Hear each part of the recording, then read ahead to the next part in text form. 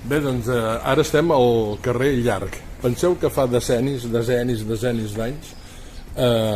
dècades d'anys, aquest era el carrer més important de Salt. Després va ser el carrer Major de Salt i després, tal com és ara, els Països Catalans. I això estava ple de botigues. Aquí veiem que n'hi ha una, però aquí era conegut perquè hi havia Can Cassiano, que era una mena de colmado, el que en dèiem de queviures, Can Cassiano. Aquí hi havia Can Julio, que era perruquer, Can Julio.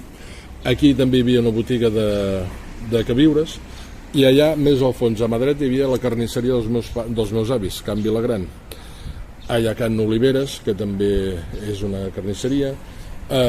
Can Pau hi havia, que era una fleca molt important. I aquí, Can Corrius, també és molt important. I aquí és el carrer del Pou, fixeu-vos. Aquí el carrer del Pou. Per què es diu carrer del Pou? Doncs en Bernat de Claravall, que és qui filma, gràcies Bernat, aquí tenim el Pou. I això anava molt bé, aquest Pou, perquè un servidor per aquí jugava, quan era petit, amb dues Martes, saludo a les Martes que me segueixen, amb en Josep Maria i bé, i molts altres.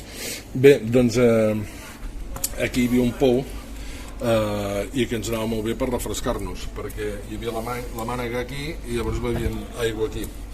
I des d'aquí, des del carrer del Pou, doncs us recomano festes i tradicions catalanes, per llegir aquest estiu, el segell L'Arca, Redbook Ediciones.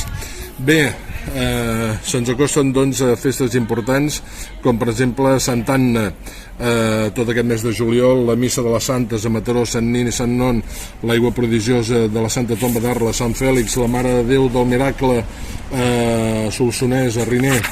Tenim també la festa de Sant Domènec al mes d'agost, la Mare de Déu de les Neus, a Vilanova i la Geltrú, Àrreu, l'Assumpció de la Mare de Déu. Festes i tradicions catalanes des de Salt, des del casc antic, des del carrer del Pou.